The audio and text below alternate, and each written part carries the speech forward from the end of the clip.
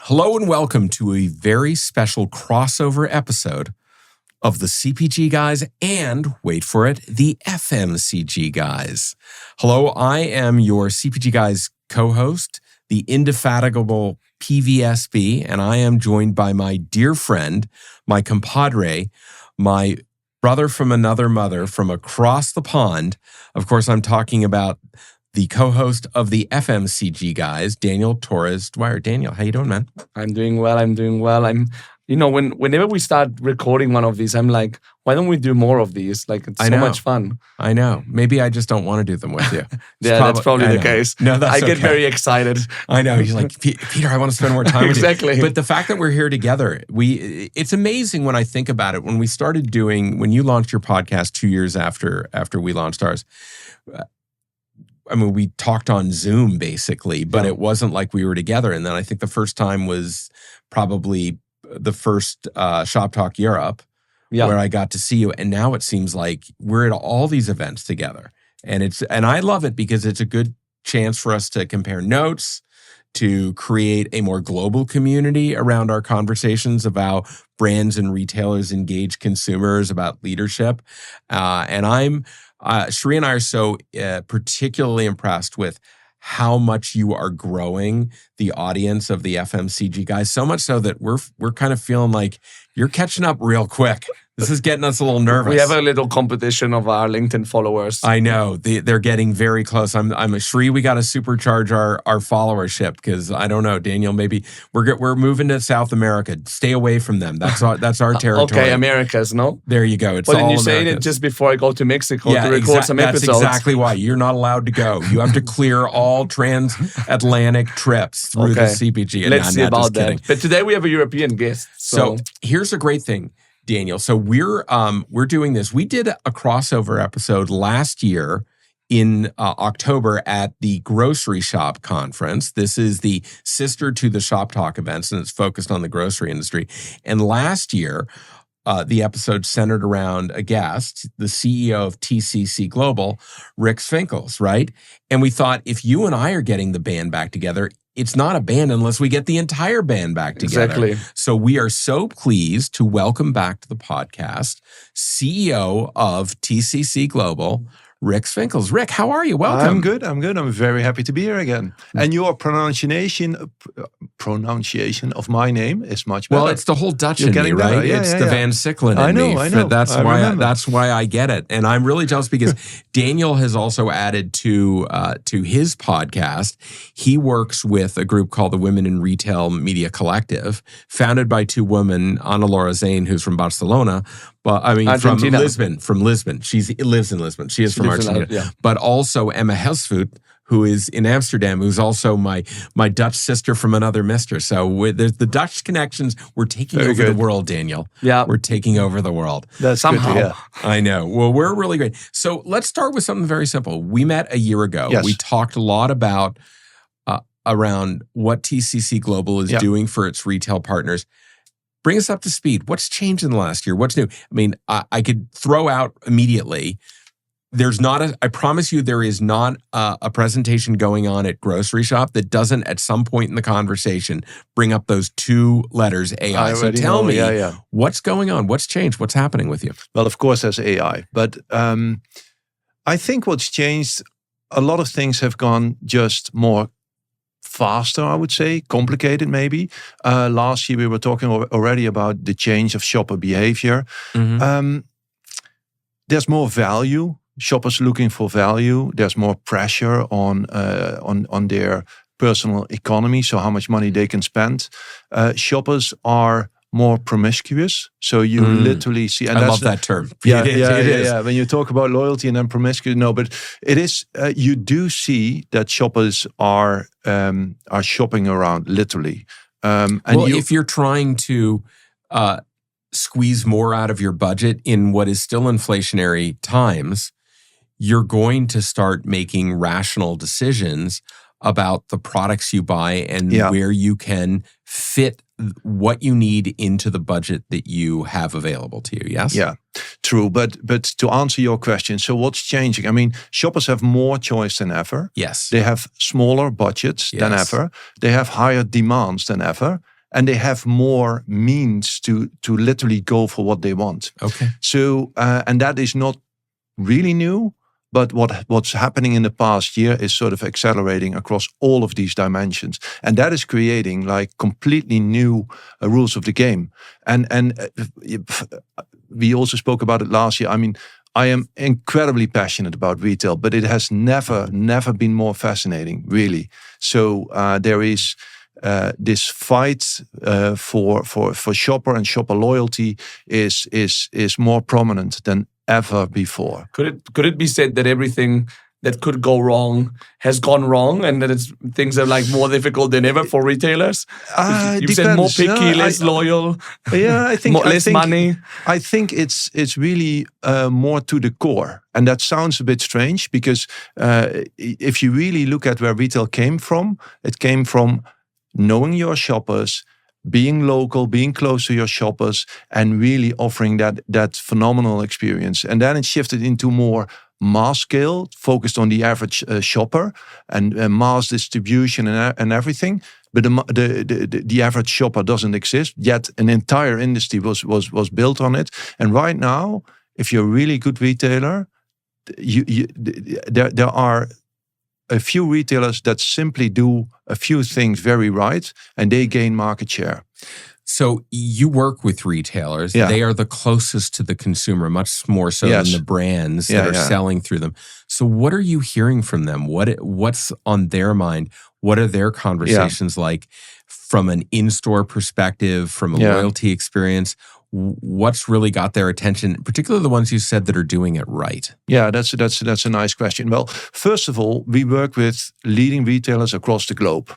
And I always thought, being a retailer before, that the situation I was in was pretty particular, right? I mean, I was talking to some people that were visiting other countries, and then they said, yeah, it's different there and it's different there. And I said, well, maybe, but my situation is unique. What surprises me is how common some of the themes are across the globe.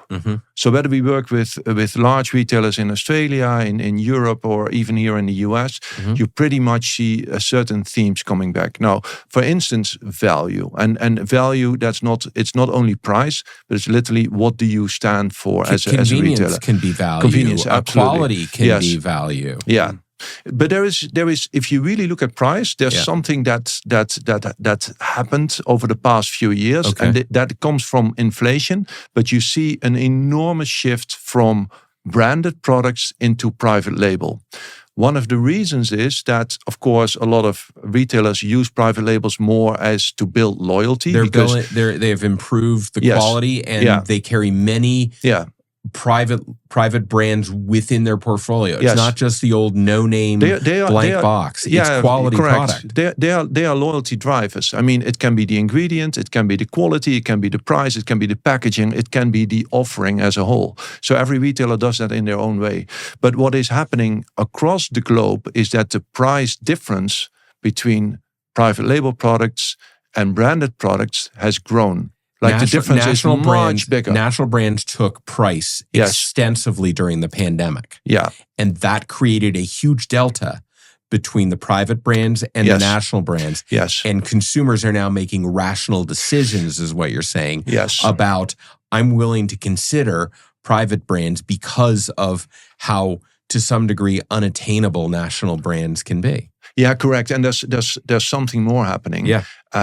Branded products are leaning more into promotion. And in fact, what promotions do in many cases, not in all, but in many cases, they promote disloyalty, right?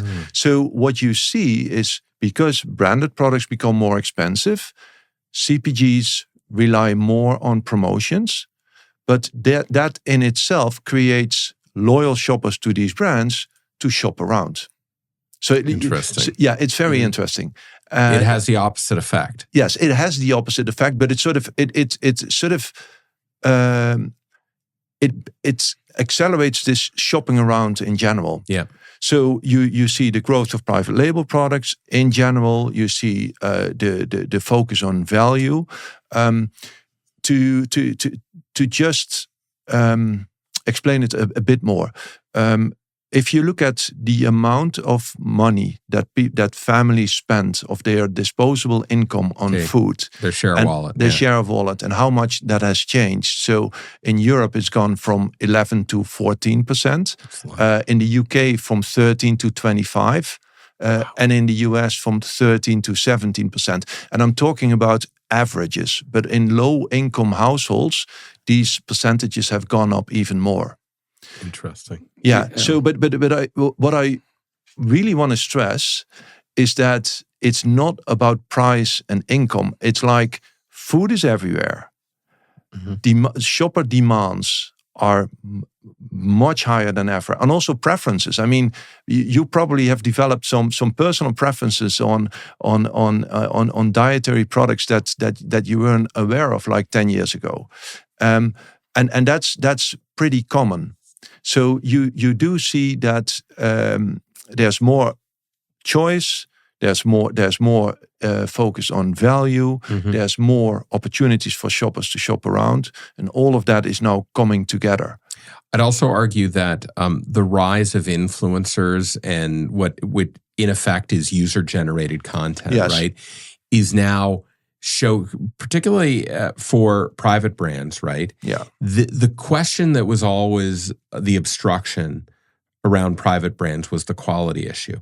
You now have influencers, everyday shoppers, who can talk about products that they like, emphasize that, and that's enough that gets a consumer to actually try a private brand. And once they've tried it and they find that the quality is as good or better, then the price kicks in. They're like, why am I paying all this money for a national brand when I can get just as good or an even better product? I mean, in the US, that's the entire concept behind a retailer like Trader Joe's, or to a large degree around Lidl and Aldi. Yeah.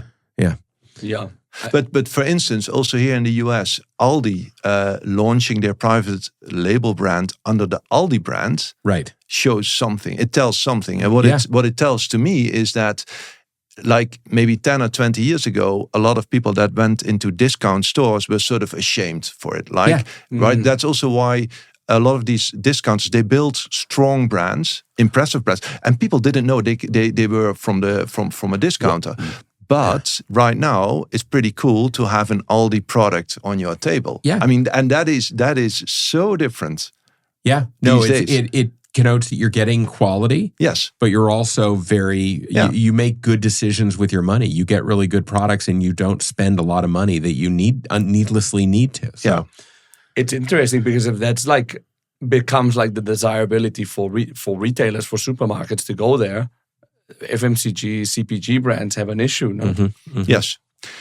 So, by the way, in case somebody didn't tune into the podcast last year, which, by the way, will live in the show notes and so on, could you tell us a bit about like a one line or maybe two lines about TCC?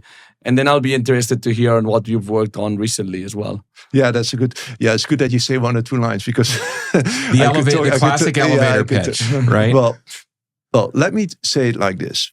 We may be the biggest marketing company that you've never heard of. There you go. What we do, we sell loyalty solutions predominantly to food retailers. We do that across the globe. And what makes us unique is we reward specific behavior that really help retailers to increase their performance. This can be growth of private label, but it can, in general, the campaigns we develop generate sales uplift of between 3 and 5% total store. So not category, not product, total store. What we do is we reward specific behavior by making physical rewards available to shoppers. And there's something, if people know what we do, then they look at us and they say, yeah, I know you because you do these campaigns where people can get free cutlery or cookware or knives or whatever. And yes, that's what we do. That's a tool to... Exactly. We sell impact. We sell change in behavior. And the way to do that is by making physical rewards available. Yeah. So Memorable that's sort physical of, rewards. it's a big nuance. That What does physical reward play? If you can tell us an example. It can be whatever. It can be. Mostly it's focused around food. So it can be, but it's always high quality items that shoppers. Very good cutlery, very good pots and pans. Yes. Everything that's just. And we are a full service provider. So we simply help the retailer to launch campaigns like that, and these campaigns drive change shopper behavior over a longer period of time. And by rewarding shoppers to spend more or to visit the retailer more often, they can save for free items. Mm-hmm. And it works. It is the most effective loyalty tool in the market. Phenomenal. I mean, the 3 to 5% sales increase. It sounds That's like a big deal in grocery. It is. I don't know any other tools that bring most that. food manufacturers on the CPG side, they're seeing an enormous amount of volume decline across the board. Yes, they took all that price. They're seeing pressures there. But we also had that today. There were, and I won't mention the names, but there were retailers. We won't tell talking. You can just whisper into the mic. There was a large retailer that was sharing in the US. He was saying we have more carded sales than ever. Mm-hmm. Yet our total sales are going down. And that is exactly proving what I was just talking about. So you have more shoppers. They are shopping around more. So it sounds really good, right? To get more shoppers. But if the total amount is going down, it simply means that your best shoppers are spending less with you. And that is really a trend that is very difficult to change. I think most grocery retailers, and you probably bear this out in the data you see, that even among, say, your most loyal shoppers, say the top 5% based upon trips and dollar spend, still spend a very significant double-digit percentage of their share of wallet on products that your retailer sells at other retailers. Yes. So there's more, even what you're telling me is there's even more pressure, and they are shopping more places in order to address the value, as they see it, that they're seeking for their families. Jack Sinclair, CEO of Sprouts, was also talking about this very recently. He was saying that we like to be close to others because we want to sort of steal a little bit of that basket that they are spending somewhere else. But I've also seen this in my own experience. The most loyal shoppers, when they start like buying specific products, like categories at other retailers, and then they sort of experience the quality, or they like the experience, the shopping experience, they start spending more and more. Yeah. So it starts little, but it becomes big pretty fast. If you deliver an experience that they like, they're willing to start trying to expand their consumption. Say, I'm doing it over there. Yeah. Let me see if I like it over here. Yeah. I'm sorry, Peter, I'm coming back to one of your questions, but what is different to this year for me is, and I'm very happy about this, is that it is a little bit less about media monetization, but it's a lot more about loyalty, shopping experience, and shopping behavior. And so it becomes, and it's also not that much about data and digital and all of it. It's like, of course, they are important ingredients, they are levers, but it is like about the bigger thing. And that's why I'm fascinated about what's happening, but also on AI, for instance, it helps retailers to, for the first, we've been talking about personalization for so long, like 10, 20 years ago. And I myself as well.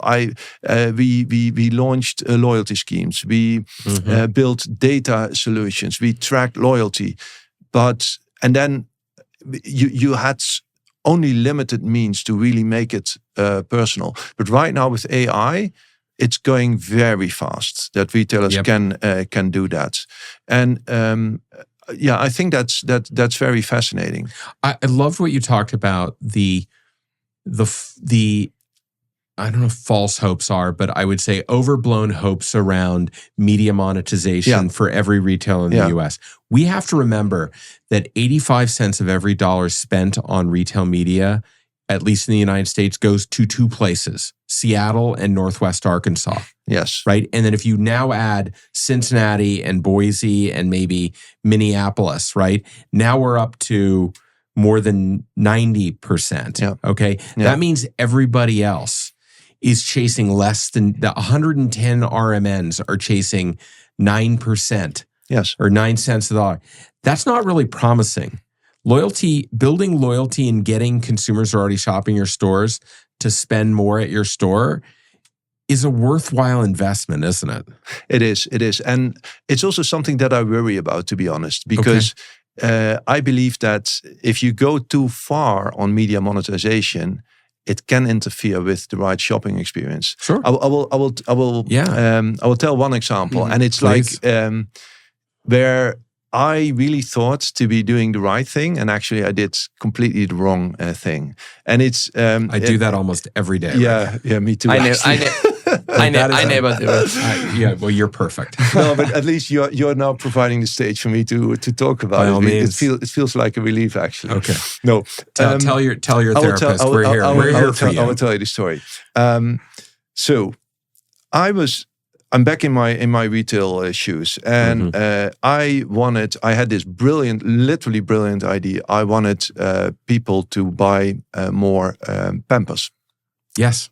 And parents, of course. And I was looking at my database, and I could only find a limited number of people buying Pampers. But then I looked at the category of baby food. So apparently there were people, and that was also our problem, they were buying Pampers in health and beauty care stores and other stores. Yeah. But we had a very high share in baby food. So I thought, well, you have a right to win. A right to win. Let's send a huge discount. Let's say personal offer to all people buying baby food. So, and I was like, it really felt like a huge relief, because I could like triple the amount of shoppers that I could target. So I did, but after a few days, I started receiving the first complaints. It's like, why do you? I really feel offended that you sent me discounts on Pampers. I sort of, because you buy baby food. And then it hit me. There were a lot of elderly people that were, I see the surprise on your face. With dental issues. Yes, with dental issues. So it was at that moment that I realized that some people, when they get older, they get problems with their teeth, and they had like, how you call that?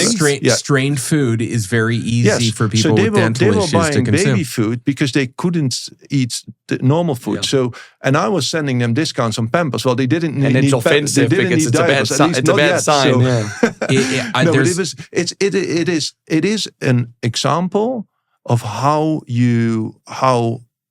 throwing an offer into, and it's also to right now. If, for instance, if you want to live a truly healthy lifestyle, you're looking for solutions to live healthier lives. Media monetization can help there. I mean, if you provide the right content and it helps me to live a healthier life, I'm all in. I can't get enough of it. But the moments when I want to live a healthy lifestyle, and then I'm receiving offers of not healthy food, it is in your face, and that's like that's when you really don't feel understood. You share data with the retailer. You identify yourself. They understand who you're buying. They want to know that the experience that they have in shopping with you is truly relevant, that you understand who they are. And so when you use the data to make an erroneous interpretation of who they are and what they buy, and it reflects in the offer you give them, it puts them off. It actually thinks... It does. And I think with AI, for instance, this mass personalization at mass scale becomes finally within reach for those retailers that do it well. And that's where I sometimes feel that some retailers, not all, but some, they rely way too much on media monetization as if it will save the game. Not at all. No. Really not at all. No. Yes, there are. That's also, so we were, as I said, that's the beauty of our role as a company. We really, it's very strategic topics that our clients engage us in. So we talk about this, of course, but you also hear that, for instance, sometimes the people that do media monetization, they are separate teams. They're almost isolated from. Oh, they are. They are, and that is, I think, a dangerous. They're not always aligned. No. With what the merchants are trying to do. In fact, sometimes it's very competitive. Yes, or what the marketeers wants to do, or what even the CEO wants to achieve, or the local store manager wants to achieve. Sometimes some promoting X brand, and the other side is promoting the competitor and stuff like that. But the shopper notices everything. Yeah, they do. So that's sort of that, and I think that is that's a clear challenge that a lot of retailers are dealing with. On the other hand, it's sort of, for a lot of retailers, it is an incredibly appealing piece of their business. I mean, it's highly profitable. So, and it's not. I think if you use it well, it can also create the right customer experience or shopping experience. I just see a lot of examples where that's not happening. I think it's like a bit like inflation, where brands were relying on inflation exclusively to grow their business. Yeah. I think that retail media was a bit supposed to like just told the growth would come from there, no? And since the brands also bought into it, it felt like, But have you seen, like, in conversations with other retailers, that there is like a change of like mindset towards like loyalty and even like are they, when you talk about loyalty, they're like, oh yeah, that's what we need more than a year ago, for example? So for us, like I said, it's a very strategic decision. So when retailers work with us, we develop unique campaigns for them, but we try to see ourselves not as a loyalty campaign partner. We are really a partner in loyalty in general. Mm-hmm. So, and that's why these conversations are strategic. So sometimes it's about the role of the store. Sometimes it's about to reward specific behavior. And what I find fascinating about the industry that I work in, it has never been more relevant. So where we come from, improving traffic to store, right now it is on influencing the total shopper trip across any channel in any way that's most profitable or most smart to do in that specific situation. For instance, it can still be about driving growing total basket size, but it can also be getting more people into a loyalty scheme or into a paid membership. So you see a lot of changes. For instance, it can also be the example you were talking about, influencers. We have developed tools to turn millions of shoppers into influencers and reward that behavior. So we can reward behavior across social media channels in ways no one else can do. So how is that working? Is that something that you're doing currently? Like, That is so.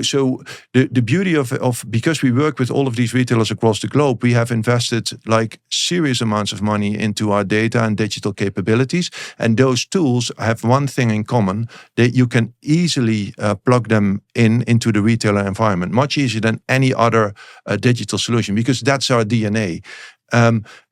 For instance, we noticed that in a lot of these conversations that retailers were looking for. Well, we have our shoppers and they buy our products, but we don't really know what's happening afterwards. And they know what's in a basket. And of course, they have interviews and all of that. So it's not that they don't know anything. But on social media, shoppers actually, when they are really happy about something, they talk about it and they engage with others. And some retailers were looking for ways to sort of reward that behavior. And we developed a solution which we call Loyalty Quest, where we can reward shoppers for instance, taking a picture of that meal they made and posting it online with the products that they bought at that store. Yeah. And what I find the beauty of it is that you can, on one hand, you see the data, but on the other end, which is the shopping list, and then you see what actually shoppers do. That's the outcome. Yeah, that's the outcome. And that's so what I always also say is like, data shows the correlation, but not the motivation. And through these tools, we can really turn millions of shoppers into loyalty activists, or to share their experiences, or to reach out to others, and sort of amplify whatever the message is the retailer wants to send across. And it's also something that also not only retailers are showing interest for, but also a lot of CPG companies are using those tools right now. Okay. So, I mean, ultimately, do you think that retailers who get loyalty right will ultimately perform better in the long term? I mean, I think that you're pretty clear. Yeah. Well, I remember last year you were very bullish about it in a difficult context, right? When everybody was talking media. Are we to agree that now maybe the retailers see more that, or are we still like, I don't know, is it still like a journey? Are they truly realizing the loyalty opportunity is a better play than just trying to rely on the promise of a high margin media monetization project that, as I kind of mentioned, isn't really coming to fruition for most of them that are in the marketplace? True. It's also a matter of trust. Yeah. So what you see is that retailers that have started their business following a certain philosophy, whether this is value, service, health, the ones that stick really close to that mission are the ones that are most successful. And for instance, high service supermarkets that start to communicate that they are cheap, but they don't reiterate how high their service is, and they don't make shoppers really experience that, those are the ones that are losing shares.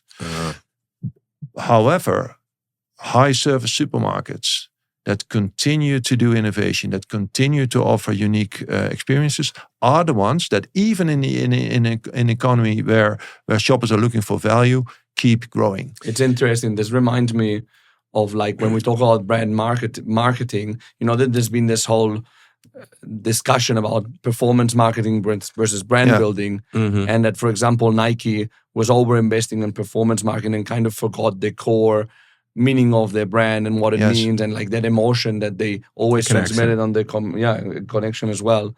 I think that really translates in what you're saying. I mean, you're saying it more in like a hard retail way, but I think it's the same thing. It's like sticking to like your mission and your North Star, and then doing like a loyalty program based on that, not like looking for an opportunistic thing. Yeah, and let's look at here in the US, Costco. Yes.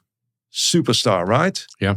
They continue to follow that loyalty strategy that has made them successful. Walmart, completely like it's another example of a highly successful retailer. True to their mission. I'm going to be an everyday low cost. And I was inspired by Thrive, for instance. Thrive Market. Yes. Where do they come from? They come from making healthy or like organic food available to shoppers that are really interested in this. Available and affordable to shoppers. Available and affordable, and they are using unique models to do so. And they are also into this paid subscription model, which I believe in very much. Okay. Sprout supermarkets. Yes. Similar example. Jack Sinclair, yeah. But it's and they keep growing because they stick very closely to that mission, and that's sort of where the trade-off comes from. And how shall I say it? It's not that they do exactly the same what they were doing 1 or 2 years ago, but they constantly try to offer more value. But value is not price, but it's like it can be. It's like value proposition. Yes, it's the value prop. So I guess this begs the question of looking at all these examples you gave. Can you maybe address this in a summary of what should the relationship between shoppers and retailers really look like to drive success, happiness for the shoppers and success for the retailers? Yeah. So it's always about trust. It starts with trust. That's also the role of food retail. Shoppers don't go to a store to buy a banana. I mean, a store sells bananas, and it's in most stores the most sold item. But the true reason why shoppers go to a certain store is because it matches their needs. It fulfills the needs of their daily lives, and they make very conscious decisions. So the shoppers, the retailers that really build trust in a certain way are the ones I think that are closer. That if you feel trust from a food retailer, the relationship can get closer. The role of the in-store experience, the role of still 85% of all sales takes place in store. It doesn't, but the shopper journey is across all channels. So online is incredibly important, but the experience, the image, the reputation, what you stand for, is built still in store. So, and that's also why, for instance, store staff plays an incredibly important role. Okay, and that is a challenge because food retailers are reducing. They need to reduce the total cost. That's not new, but labor, for instance, and having the right store staff is still a big game changer. You mentioned what the relationship should be like. How do you think, what a critical eye it is right now? Like, what's wrong? I think it becomes too transactional, and I think retailers need to add a more personal dimension to it, and that's also where we come in. Of course, we offer unique solutions to say thank you. We offer an emotional layer to a financial transaction, so to say, and that is if you reward specific behavior and you say thank you in a very unique way, it does something to a shopper. And it's like creating small habits that sort of turn into something bigger. It's that emotional layer that I believe makes all the difference. Does that mean that all of our emphasis on technology and AI is to a degree antithetical to the human touch, or can they work in harmony? Well, the thing we always talk about AI in retail and what it does, but a lot of people don't take into consideration what AI can mean for shoppers, and it's already having a huge impact. For instance, recipe inspiration. Yes, AI plays a massive role.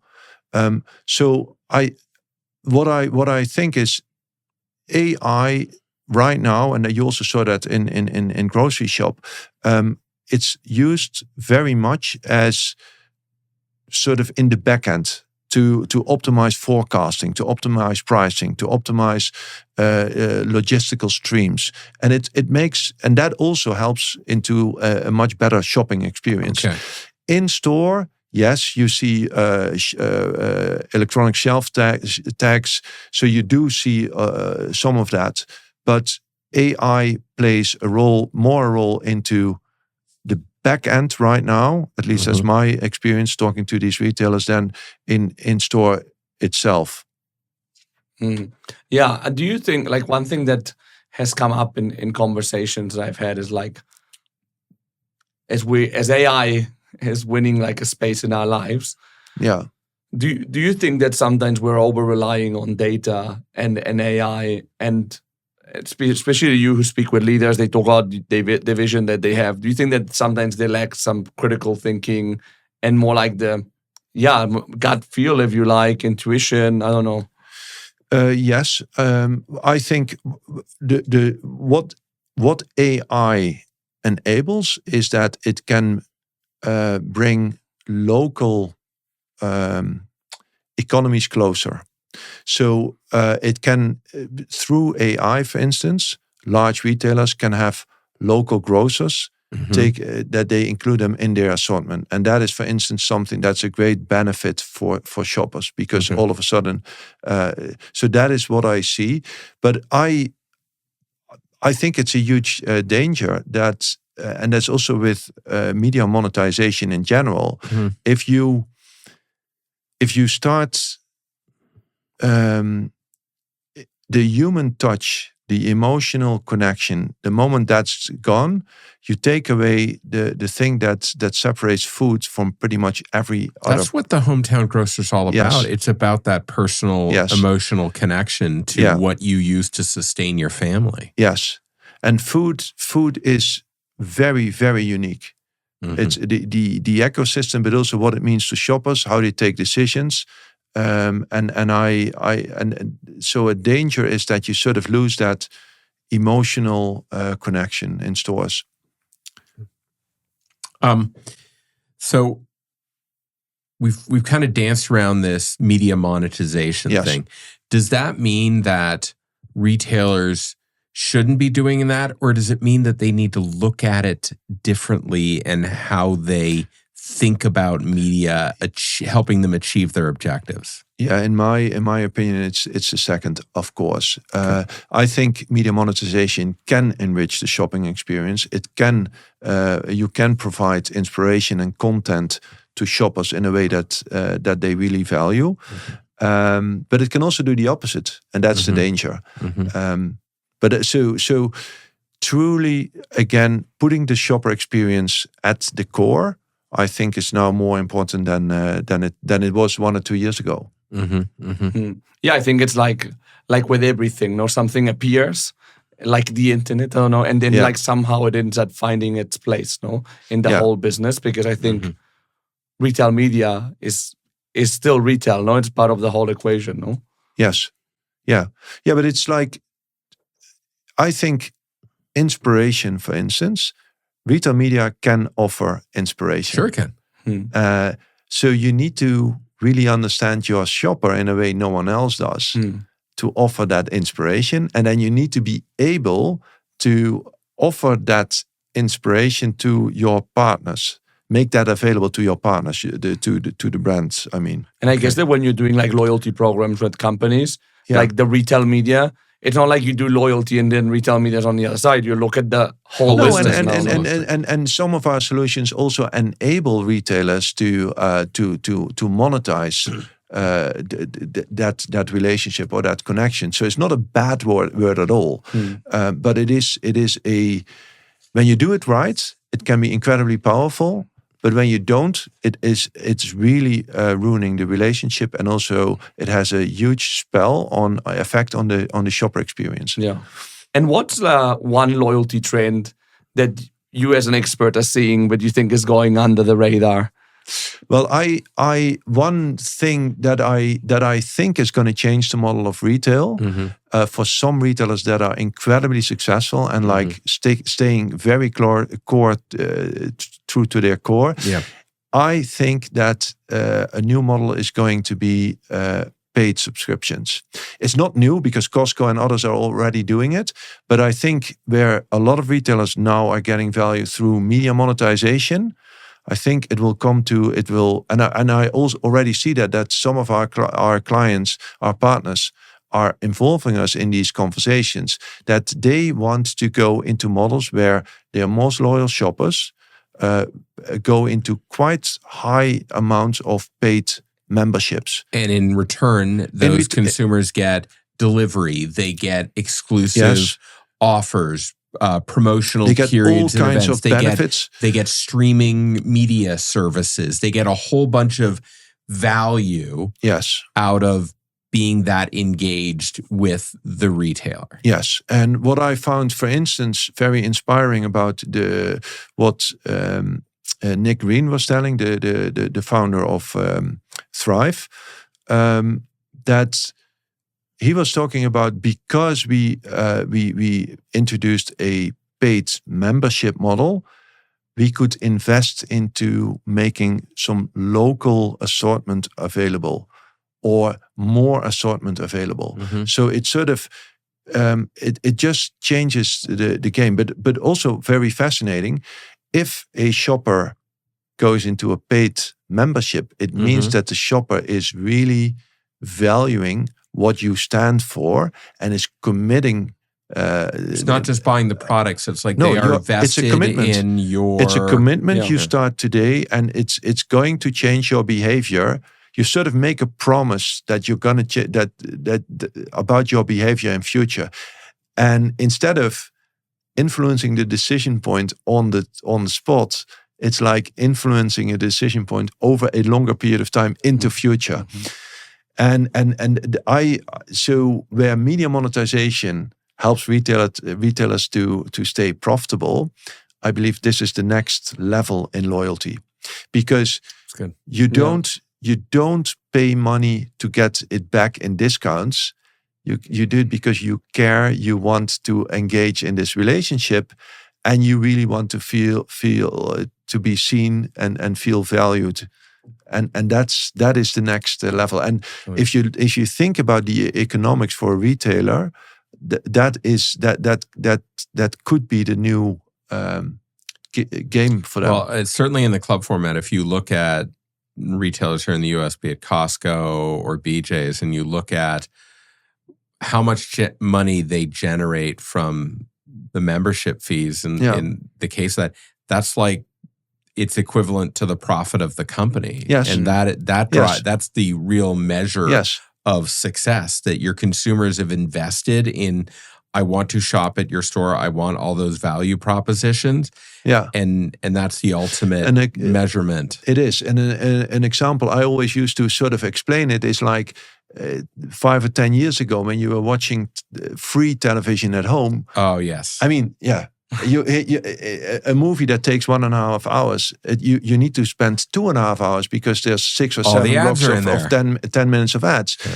And then you have streaming, which you sort of pay for, and it's uninterrupted, and it's like on the go. And this is sort of a similar example. Okay. Or even in as an example that's even closer, like food deliveries. Like in Barcelona, you have Globo. Yeah. And I think a lot of people are Global Prime, and then you don't like, you pay a fee and you don't pay right. You're not paying by the drink. Exactly. It's just you feel unencumbered that if you make another order, you're not going to pay that additional fee. It's already covered. So you're much more like, when I shop Amazon, I just add it to the basket. I don't let my basket sit there until I've built like 8 or 9 items in it. I'm like, it's covered in my subscription. Yeah. I'm just picking buy now, and if that means over the course of a day, I make 4 separate transactions, great. It doesn't affect me because I don't think about it. I know it's going to be shipped. That's it. You don't think about it. It becomes habit. Because you have already taken your decision. Yeah. And that is the difference. Instead of influencing that decision on during the trip, or like to consider even going into a store, the decision has already been made. So Rick, I want to close this out with about looking forward to the future. Yeah. We think about the challenge of our budget. We think about, we've got to go to like 6 or 7 different retailers to do things. It's almost like I put a lot of effort into it and it becomes a chore. Mm-hmm. What do you see about the future? Is shopping a chore? No. Or should it be something else? Food is fun. Yeah. Retail is fun. Yeah. Discovery. It's inspiration. It's solution. When you have high demands, when you have personal preferences, when you fulfill them with food, it brings joy. To answer your question, the shopping experience, the experience in store, the emotional connection will become much, much more important. And digital tools can help if you deploy them right. Mm-hmm. But the big topic of the future is going to be loyalty. Mm-hmm. And that is why it's so fascinating, because the thing is, if you have shoppers that are under pressure, their demands are higher, the moment you fulfill these demands, their loyalty is achieved. Achieved, but in a way that is incredibly powerful. Yep. And you can, the thing about the current shopping behavior is that it's the full shopper journey that you can influence. And the moment you do that, it's sort of the spin wheel. The more you give, the more you get. That's brilliant. Another year, another podcast. This was great. Dan, I have a lot of takeaways from here. That building loyalty is critically important to retailers, focusing on media as the answer to everything and not how it's going to create those moments of inspiration that creates that emotional connection is really what I took away. Is there something that kind of... Oh yeah, I mean a lot as well. Yeah. But I have that the themes are common globally, which is Yes, they are. fascinating Yes. because sometimes we talk about US versus Europe, and it's interesting. It's all like the same constant, no? And talking about value, but not as many money, but as value proposition. Like, what do you stand for as a retailer? And also that we went for from a bit of mass shopper to actually every shopper is local and unique to their own context at the same time. Yeah. Rick Swinkels from TCC Global. Daniel, I greatly appreciate you taking time out of the Groceryshop event to sit down with us and have this conversation. I was very happy to do it. I'm looking forward to next year already. This is getting to be a ritual. Yeah, We're too. creating loyalty. Yeah, exactly. I love this. Daniel, really great to be able to sit down with you and do this. I appreciate taking time. I'm glad we're able to have these kinds of conversations. And I also again have to reiterate how incredibly happy I am that the FMCG Guys is such a prominent mechanism for education about our industry in Europe and beyond. You've done such a great job. Kudos to you. Well, we've been lucky to have a great role model in you guys as well. There you go. Not to be too cheesy. It's the mutual admiration. Exactly. All right, to our audience, if you have a chance and you like what you hear on the CPG Guys and the FMCG Guys, please do go on to Apple, Spotify, whatever your preferred platform is. Let us know. Give us a rating. The rating's important because it helps other people in our industry find the podcast. It makes us much more findable. And also leave a review. And a review is important because I know Daniel reads his, Sheree and I read ours. We truly want your feedback. We want to know what you like, what you don't like, what you want to hear more of, what you want to hear less of. And all of that will help guide this ongoing conversation that we have. But Daniel, thanks a lot for joining us. Thanks, Steve. To our audience, we look forward to speaking with you on the next episodes of the FMCG Guys and, wait for it, the CPG Guys. Guys. There we go. Thanks, guys. Bye.